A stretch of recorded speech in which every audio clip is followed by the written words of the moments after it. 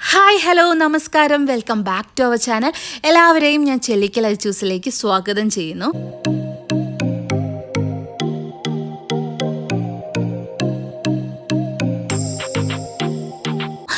അപ്പോൾ ഇത് രാമേശ്വരം വ്ളോഗിൻ്റെ ബാക്കിയാണ് കേട്ടോ ഈ വ്ളോഗ്. അപ്പോൾ കഴിഞ്ഞ വ്ളോഗിൽ ഒരു കമൻറ്റ് വന്നിട്ടുണ്ടായിരുന്നു, നിങ്ങൾ ഡ്രൈവറിൻ്റെ പേരും അതേപോലെ വണ്ടിയുടെ പേരൊക്കെ ഒന്ന് മെൻഷൻ ചെയ്യണം പറഞ്ഞിട്ട്. ഞങ്ങൾ വണ്ടി ട്രാവലറായിരുന്നു, 18 സീറ്റായിരുന്നു കേട്ടോ വണ്ടി. ട്രാവലറിൻ്റെ പേര് കിൽക്കം ആയിരുന്നു, ഡ്രൈവറിൻ്റെ പേര് മണിയേട്ടൻ. അപ്പോൾ നല്ലൊരു എന്താ പറയുക, നല്ലൊരു ഡ്രൈവായിരുന്നു. നല്ല എന്താ പറയുക, എല്ലാവരെയും ഞങ്ങളെ എത്തിക്കാൻ പറ്റി, ഞങ്ങൾ പോകണം പറഞ്ഞ സ്ഥലത്തൊക്കെ എത്തിക്കാൻ പറ്റി. എന്തായാലും നല്ലൊരു ജേണി ആയിരുന്നു അത്. അപ്പോൾ അത് ഞങ്ങൾ രാമേശ്വരത്ത് നിന്ന് നേരെ തിരിച്ചത് പഴനിയിലേക്കാണ്. രാമേശ്വരം, പഴനി, മധുര, രാമേശ്വരമൊക്കെ ഏകദേശം ഒരേ റൂട്ടാണ്. അപ്പോൾ നിങ്ങൾക്ക് എല്ലാവർക്കും കാണാൻ കഴിയേണ്ടത് നമ്മുടെ പഴനിമല. അത്യാവശ്യം നല്ല തിരക്കുണ്ടായിരുന്നു, ഞായറാഴ്ച ആയിരുന്നതിൽ. പിന്നെ നല്ല മഴ മൂടാപ്പ് ഉണ്ടായിരുന്നു. അവിടെയും ക്ലൈമറ്റ് ഏകദേശം അതേ സിറ്റുവേഷൻ ആയിരുന്നു കേട്ടോ. അതുകൊണ്ട് എന്താ പറയുക, നല്ല തണുത്ത കാറ്റും നല്ല സുഖമായി. ഞങ്ങൾക്ക് ഒരു പേടി ഉണ്ടായിരുന്നു, മല കയറുന്ന സമയത്ത് മഴ പെയ്യുമോ എന്നൊക്കെ എല്ലൊരു പേടി ഉണ്ടായിരുന്നു. പക്ഷെ അതൊന്നും നടന്നില്ല. മഴ പെയ്തിട്ടുണ്ടായിരുന്നു, പക്ഷെ ഞങ്ങൾ കയറുന്ന സമയത്ത് മഴ ഉണ്ടായിരുന്നില്ല, അങ്ങനെ വേണമെങ്കിൽ പറയാൻ. അപ്പോൾ നമ്മുടെ പാറുക്കുട്ടിക്ക് ഇപ്പോൾ 1 വയസ്സും 7 മാസമായിട്ടോ. അപ്പോൾ അവൾക്ക് മുടി കളയണം എന്ന് പറഞ്ഞാൽ മെയിൻ നേർച്ചയിലാണ് കേട്ടോ ഞങ്ങളിപ്പോൾ പഴനി എത്തിയത്. അപ്പോൾ കിച്ചു മൊട്ട ില്ല പാറുക്കുട്ടി, അതേപോലെ രഞ്ജുവേട്ടൻ്റെ അനിയത്തറ 2 കുട്ടീസും, അതായത് നമ്മുടെ കുട്ടൂസും അതേപോലെ അമ്മുക്കുട്ടിയും ഒക്കെ മുട്ടയടിച്ചു കേട്ടോ. അപ്പോൾ അവൾ ടയേർഡാണ്, അവൾക്ക് ഫുഡ് കൊടുത്തു. ഞാൻ വണ്ടി വെച്ചിട്ട് തന്നെ ഫുഡ് കൊടുത്തത്. ആ മുട്ടയടിക്കാൻ ഇരിക്കുകയാണ് അവൾക്ക്. കിച്ചുവിന് ഭയങ്കര കരച്ചിലായിരുന്നു കേട്ടോ മുട്ടയടിക്കുന്ന സമയത്ത്. പക്ഷെ പാറുക്കുട്ടിക്ക് അങ്ങനെ കരഞ്ഞില്ല, കാരണം ഞങ്ങൾ ഫോൺ ഓൾറെഡി വെച്ച് കൊടുത്തു. ഇനിയിപ്പോൾ കരഞ്ഞാലോ എന്ന് പറഞ്ഞിട്ട് ഫോൺ ഓൾറെഡി വെച്ച് കൊടുത്തു. പക്ഷെ പുള്ളിക്കാരത്തി ഫോൺ നോക്കിയതേ ഇല്ല കേട്ടോ. അവൾ ഈ ഇങ്ങനെ തലേന്ന് മുടിയെടുക്കുമ്പോൾ അതിൽ കോൺസെൻട്രേറ്റ് ചെയ്തിട്ട് ഫോൺ നോക്കിയില്ല. പക്ഷെ ഞങ്ങളത് ശ്രദ്ധിച്ചില്ല. അവൾ കുറച്ച് നേരം ഞങ്ങൾ ഫോൺ പിടിച്ചിട്ടുണ്ടായിരുന്നു. പിന്നെ ഞാൻ ബാക്ക് സൈഡിൽ നിന്നിട്ടാണ് വീഡിയോ എടുത്തത്. അപ്പോൾ രഞ്ജുവേട്ടൻ എന്നോട് ചോദിച്ചു, അവൾ ഫോൺ നോക്കണ്ട അച്ചു എന്ന് ചോദിച്ചു. അപ്പോൾ ഞാൻ ഇല്ല എന്ന് പറഞ്ഞു. അപ്പോൾ ഏട്ടൻ ഫോൺ മാറ്റുന്നുണ്ട്, കുറച്ച് നേരം വെച്ച് കൊടുക്കുന്നുണ്ട്. പക്ഷെ അവൾ അതിൽ കോൺസെൻട്രേറ്റ് ചെയ്യുന്നില്ല, മുടി കളയണയിൽ ശ്രദ്ധിച്ചുകൊണ്ടിരിക്കുന്നു. എല്ലാവർക്കും സർപ്രൈസ് ആയിരുന്നു കേട്ടോ. ഞാൻ മുട്ടയടിച്ചിട്ട് കുട്ടിയെ കൂട്ടിയിട്ട് പോയപ്പോൾ എല്ലാവരും കരഞ്ഞു എന്ന് എല്ലാവരും ചോദിച്ചു. പക്ഷേ അവൾ ഗുഡ് ഗേളായിട്ട് കരയാതെ നല്ല കുട്ടിയായിട്ട് തന്നെ ഇരുന്നു. ഫുള്ളും എല്ലാവിടെയും എടുക്കുമ്പം അവരെ മുഖത്ത് ശ്രദ്ധിക്കുക, അവൾ നോക്കുക, അങ്ങനെ കറക്റ്റായിട്ട് നോക്കിയിരുന്നു അവൾ. അതേപോലെ തന്നെ മേത്ത് വീണ മുടീനെയൊക്കെ മാറ്റിക്കളയുക, അത് ആരാണ് എൻ്റെ മുടി വെട്ടുന്നത് നോക്കുക. നല്ലൊരു കൗതുകമായിരുന്നു കേട്ടോ എനിക്ക്. ഏട്ടനും കുറച്ച് ടെൻഷൻ ഉണ്ടായിരുന്നു, ഇനി മോള് കരയോ എന്തെങ്കിലും ചെയ്യുമോ എന്നൊക്കെ പറഞ്ഞിട്ട്. പക്ഷേ അവൾ കരയാതെ നല്ല കുട്ടിയായിട്ടിരുന്ന് ഏകദേശം നല്ലോണം മുടി വളർന്നിട്ടുണ്ട് കേട്ടോ. കാരണം ഇപ്പോൾ 1.5 വയസ്സ് കഴിഞ്ഞില്ലേ. 1 വയസ്സിൽ മുട്ടയടിക്കേണ്ടതാണ്, പക്ഷെ നമുക്ക് ഇപ്പോഴാണ് പോവാൻ പറ്റിയത്. അപ്പോൾ നല്ല കുട്ടിയായിട്ട് തന്നെ ഫുള്ള് മുടി മുറിക്കണ വരെ, എല്ലാ സൈഡും മുറിക്കണ വരെ. അത് തലയിൽ മുറിവൊന്നും ഉണ്ടായിരുന്നില്ല, ഇങ്ങടാക്കിയത്. അപ്പുറത്തെ അമ്മുക്കുട്ടി മുടിവെട്ടായിരിക്കാൻ അതിൻ്റെ ഓപ്പോസിറ്റാണ് കേട്ടോ കുട്ടൂസ് ഇരുന്നത്. അപ്പോൾ അമ്മുക്കുട്ടി ഇപ്പുറത്തിരുന്ന് മുടിവെട്ടിക്കൊണ്ടിരിക്കുന്നുണ്ട്. അപ്പോൾ ഫോണൊന്നും നോക്കാതെ നല്ല കുട്ടിയായിട്ട് തന്നെ ഫുള്ള് മുടിവെട്ടാനിരുന്നു.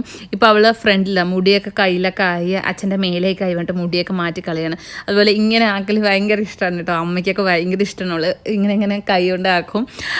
അപ്പോൾ അവളുടെ കിച്ചുവിനെ വെച്ച് നോക്കുമ്പോൾ പാറു ഒത്തിരി എന്താ പറയുക, കുറച്ച് ക്ഷമയുള്ള, അതേപോലെ കാം ആൻഡ് ക്വയറ്റുള്ള ഒരു കുട്ടിയാണ് കേട്ടോ. എല്ലാ കാര്യം ഭയങ്കര സ്ലോ ആയിട്ട് എല്ലാം നല്ല നിദാനം എന്നൊക്കെ പറയില്ല, അങ്ങനെ ചെയ്യുന്ന കുട്ടിയാണ് കേട്ടോ.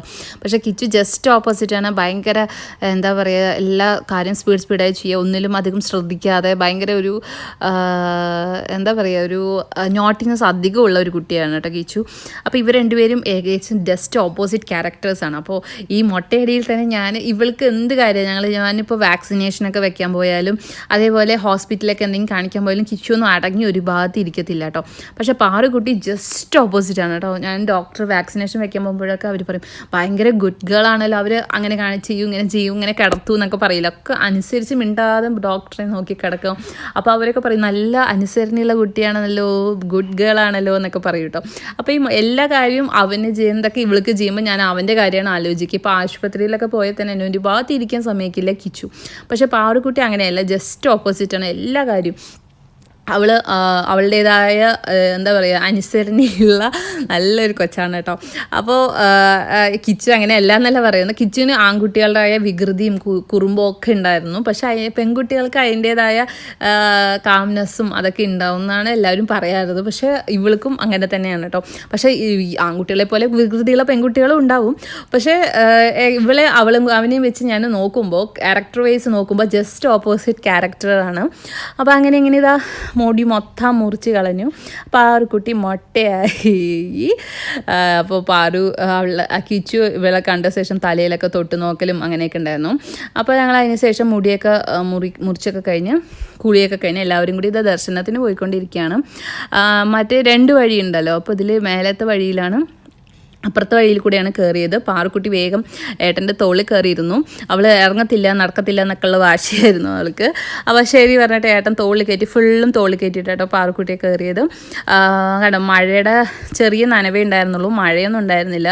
ദൈവം സഹായിച്ചിട്ടും നല്ല ഇതുണ്ടായിരുന്നു കേട്ടോ, ടെൻഷൻ ഉണ്ടായിരുന്നു മഴ പെയ്യോ എന്നുള്ളൊരു ഇതുണ്ടായിരുന്നു. പക്ഷേ കിച്ചു അവൻ്റെ അമ്മാമ്മൻ്റെ ഒപ്പം പോയിട്ടാ. കിച്ചുവും കുട്ടുവും ആ വഴി വെച്ച് കാണുന്നുണ്ട്. അവരുടെ അമ്മാമ്മൻ്റെ ഒപ്പം അവൻ പോയി. പാറുക്കുട്ടി അങ്ങനെ മല കയറിക്കൊണ്ടിരിക്കുകയാണ്. പിന്നെ ഞങ്ങൾ പോണ വഴി വെച്ചിട്ട് മയിലിനെ കണ്ടു കേട്ടോ. മയിൽ 2-3 കണ്ടു ഇപ്രാവശ്യം. അല്ലെങ്കിൽ കുരങ്ങന്മാരെ മാത്രമേ കാണാറുള്ളായിരുന്നു, പക്ഷേ ഇപ്രാവശ്യം മയിലിനെ കണ്ടു.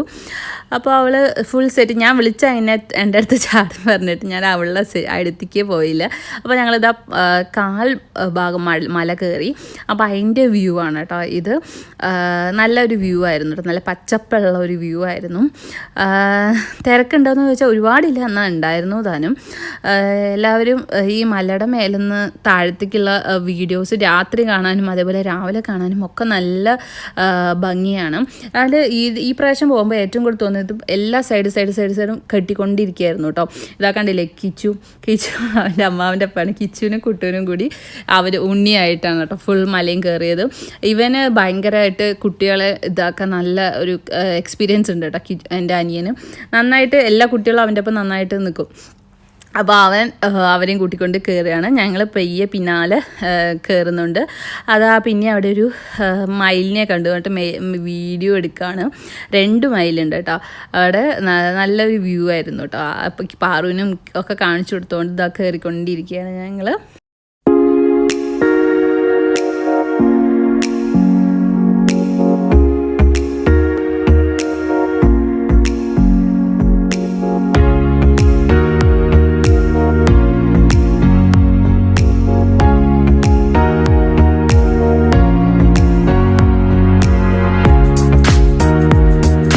അപ്പോൾ മലയുടെ മേലെ എത്തി ഞാൻ.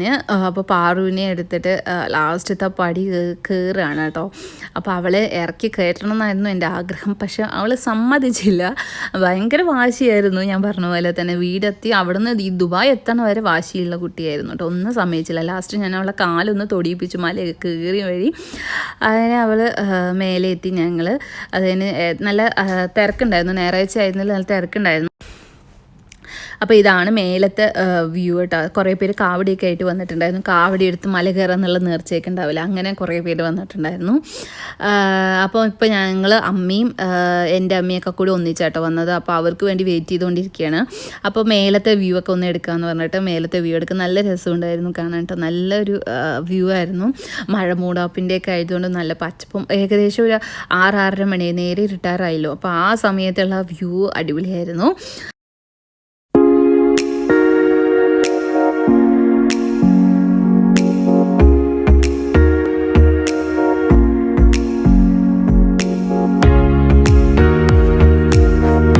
പിന്നെ ഇതാ എൻ്റെ അമ്മയും അതേപോലെ രഞ്ജുവേട്ടൻ്റെ അമ്മ അതുപോലെ ചേച്ചി ഒക്കെ കൂടി കയറി വരികയാണ് കേട്ടോ.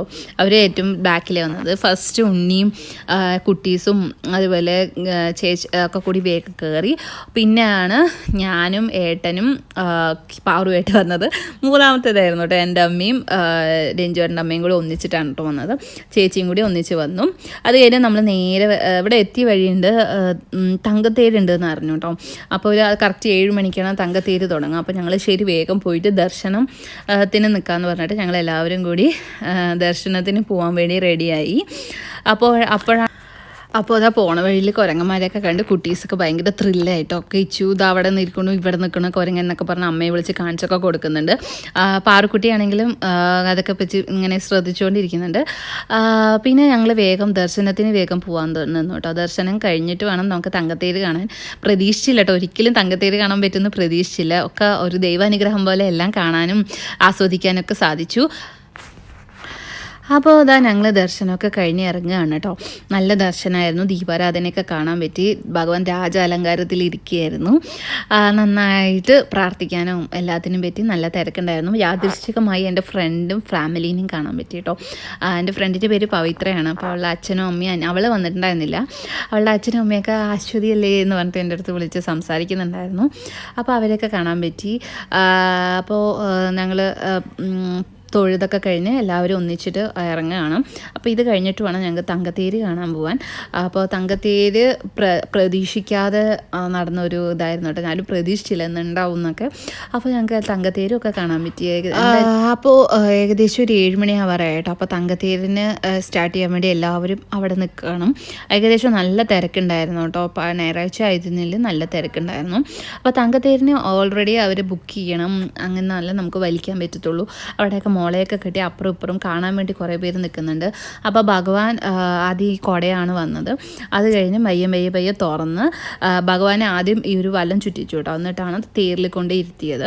അപ്പോൾ തേരിങ്ങനെ വന്നുകൊണ്ടിരിക്കുകയാണ്. അപ്പോൾ കിച്ചുവിനും പാറുവിനും അതുപോലെ കുട്ടും എല്ലാവരും അവരാദ്യമായിട്ട് ലൈഫിൽ എക്സ്പീരിയൻസ് ചെയ്യാനല്ലോ. അപ്പോൾ ഇതാ ഭഗവാന്റെ തേരാണ് അങ്ങനെ എന്നൊക്കെ പറഞ്ഞു കൊടുത്തിട്ട് അവരൊക്കെ കാണാൻ വേണ്ടി നിൽക്കുന്നുണ്ട്. എന്തായാലും നല്ലൊരു ദർശനമായിരുന്നു.